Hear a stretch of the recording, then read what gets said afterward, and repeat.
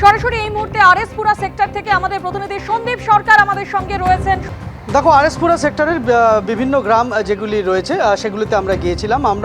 আমরা যেমন গিয়েছিলাম তোমার আরএসপুরা সেক্টর থেকে সাম্বা সেক্টরের দিকে, সেখানেও আমরা গ্রামগুলো ঘুরে দেখেছি।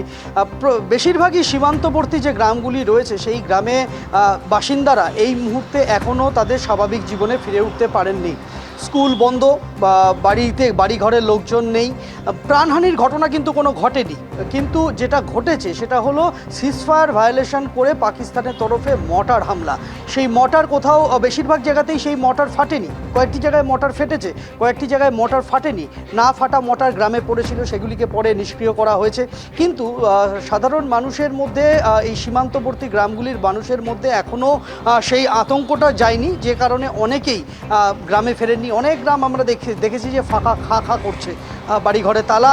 গ্রামবাসীরা যে কজন ফিরেছেন তারা মূলত চাষাবাদ করেন, পশুপালন করেন, তারা সেই তাগিদে ফিরেছেন।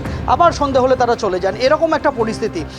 কিন্তু প্রত্যেকটা ক্ষেত্রেই সাধারণ মানুষজন একটা কথা বলেছেন যে গ্রামে যেদিন পাকিস্তানের তরফে হামলা হয়েছিল তার সমুচিত জবাব কিন্তু ভারতের তরফ থেকেও গিয়েছিল। বিএসএফের পাল্টা জবাবে পিছু হটতে বাধ্য হয়েছিল পাক রেঞ্জার্স। কিন্তু এখনও সেই গ্রামগুলো কোথাও যেন এখনও স্বাভাবিক ছন্দ খুঁজছে। শহর যতটা ধীরে ধীরে স্বাভাবিক হয়, সীমান্তবর্তী গ্রামগুলো তত দ্রুত স্বাভাবিক ছন্দে ফেরে না। তারই ছবি আমরা দেখতে পেয়েছি আরএসপুরা সহ সাম্বা সেক্টর এবং লাগোয়া যে অন্যান্য সীমান্তবর্তী গ্রামগুলি রয়েছে সেখানে গিয়ে। লস্করের 3 জঙ্গির মৃত্যু হয় এবং তাদের কাছ থেকে একাধিক অস্ত্রশস্ত্র উদ্ধার হয়েছে।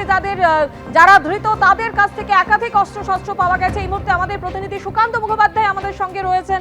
সুকান্ত, জঙ্গিদের খোঁজে একদিকে যেমন ভারতীয় সেনাবাহিনী তল্লাশি অভিযান চলেছে, অন্যদিকে যারা ধৃত তাদের কাছ থেকে কিন্তু একাধিক অস্ত্রশস্ত্র উদ্ধার হয়েছে।